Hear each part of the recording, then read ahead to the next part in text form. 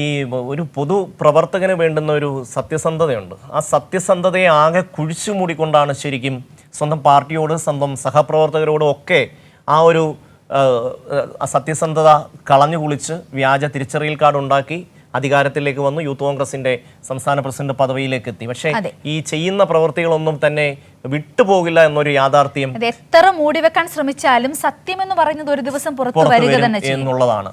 അപ്പൊ എന്തായാലും ഈ ഒരു വാർത്തയുടെ വിശദമായ വിവരങ്ങൾ നമുക്ക് സാലിയിൽ നിന്നും അറിയാമല്ലേ? തീർച്ചയായിട്ടും. സലി, ഇപ്പോ നമുക്കറിയാം ഈ ആരോപണങ്ങളൊക്കെ ഉയർന്നു വരുന്നു, അന്വേഷണം വരുന്നു. പക്ഷേ ഈ രാഹുൽ മാങ്കൂട്ടത്തിന്റെ ഒരു മുഖഭാവവും ശരീരഭാഷയും വാക്കുകളും ഒക്കെ നമ്മളെടുത്ത് പരിശോധിച്ചാൽ ഇതൊന്നും താൻ ചെയ്തതല്ല, എല്ലാം രാഷ്ട്രീയ എതിരാളികൾ ചെയ്തതാണ്, ഉയർത്തുന്ന ആരോപണങ്ങളാണ്. ഇതായിരുന്നു അദ്ദേഹത്തിന്റെ ഒരു രീതി. പക്ഷേ ഇന്ന് കോടതി കൈയോടെ പൊക്കിയിരിക്കുകയാണ്. എന്തൊക്കെയാണ് സാലി ഇതുമായി ബന്ധപ്പെട്ട് കോടതി പറഞ്ഞിരിക്കുന്നത്?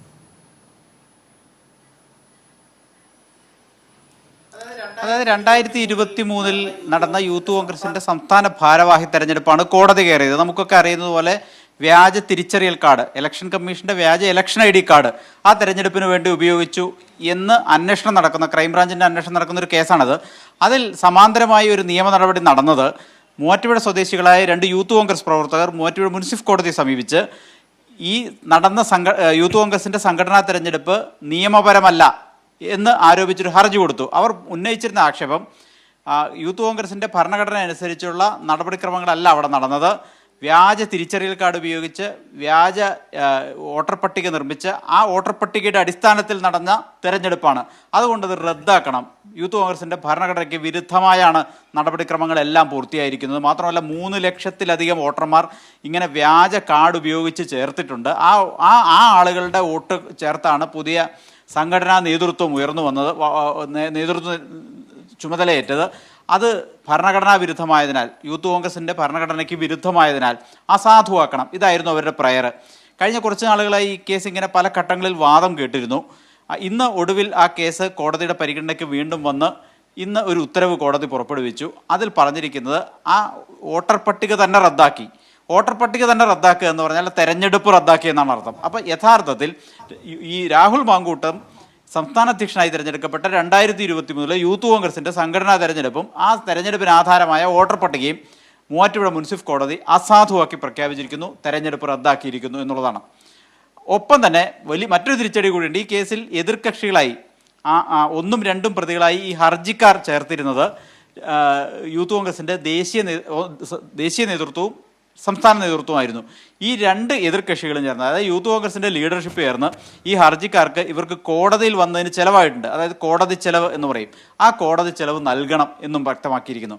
അതിനേക്കാൾ പ്രധാനപ്പെട്ട ഒരു കാര്യം, ഈ ഹർജിക്കാർക്ക് വേണ്ടി കോടതിയിൽ കഴിഞ്ഞ ദിവസങ്ങളിലെല്ലാം ഹാജരായത് അഡ്വക്കേറ്റ് ആബിദ് അലി എന്ന് പറയുന്ന ഒരു യൂത്ത് കോൺഗ്രസിന്റെ നേതാവ് തന്നെയാണ്. അതായത് ഈ രാഹുൽ മാങ്കൂട്ടത്തിനൊപ്പം യൂത്ത് കോൺഗ്രസിന്റെ സംസ്ഥാന ജനറൽ സെക്രട്ടറിയായി ആദ്യഘട്ടത്തിൽ ഉണ്ടായിരുന്ന ആളാണ്.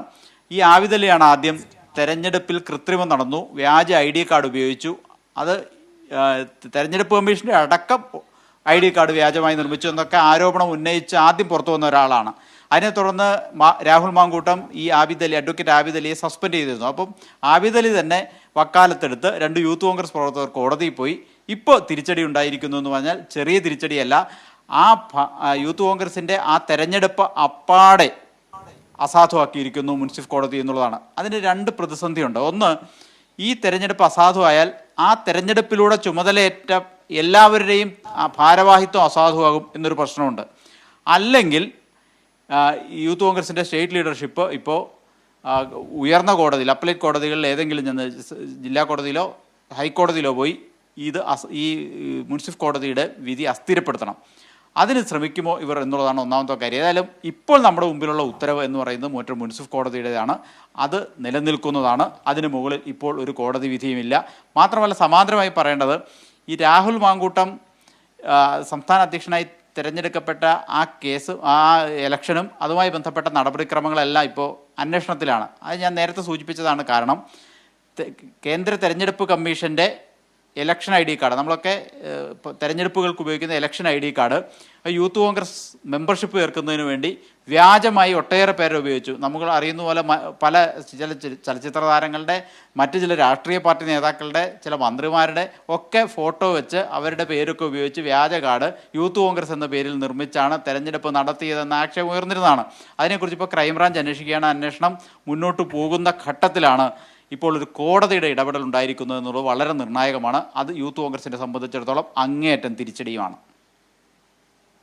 സാലി, ഇതുമായി ബന്ധപ്പെട്ട അന്ന് ഉയർന്ന ഒരുപാട് ആരോപണങ്ങൾ, പരാതികളൊക്കെ ഉണ്ടായിരുന്നു. പക്ഷേ യൂത്ത് കോൺഗ്രസിന്റെ ദേശീയ നേതൃത്വമോ കേരളത്തിലെ കോൺഗ്രസ് പാർട്ടിയോ ഈ വിഷയവുമായി ബന്ധപ്പെട്ട് ഒരു നടപടിയും എടുക്കാൻ തയ്യാറായില്ല. ഷാഫിയുടെയും രാഹുലിന്റെയും ആ ഒരു നീക്കത്തിന് ഏതാണ്ട് പിന്തുണ നൽകുന്ന ഒരു സമീപനമാണെന്ന് KPCC അധ്യക്ഷനായിരുന്ന K. സുധാകരൻ അടക്കമുള്ളവർ സ്വീകരിക്കുകയും ദേശീയ നേതൃത്വം അതിനനുകൂലമായി. പക്ഷേ യൂത്ത് കോൺഗ്രസിന്റെ ആത്മാഭിമാനമുള്ള പ്രവർത്തകർ ഇത് അംഗീകരിക്കാൻ തയ്യാറായില്ല. ഇത്തരത്തിൽ വ്യാജ തിരിച്ചറിയൽ കാർഡ് ഉണ്ടാക്കി ന്യായമായും ജയിക്കേണ്ട ആളുടെ സാധ്യതയെ ഇല്ലാതാക്കി ഈ കടന്നു വന്ന ഒരാളെ അങ്ങനെ അനുവദിക്കാൻ കഴിയില്ല എന്നൊരു സമീപനം അവർ സ്വീകരിച്ചു. അങ്ങനെയല്ലേ കോടതിയിലേക്ക് ഈ യൂത്ത് കോൺഗ്രസിന്റെ പ്രവർത്തകർ പോകുന്നത്?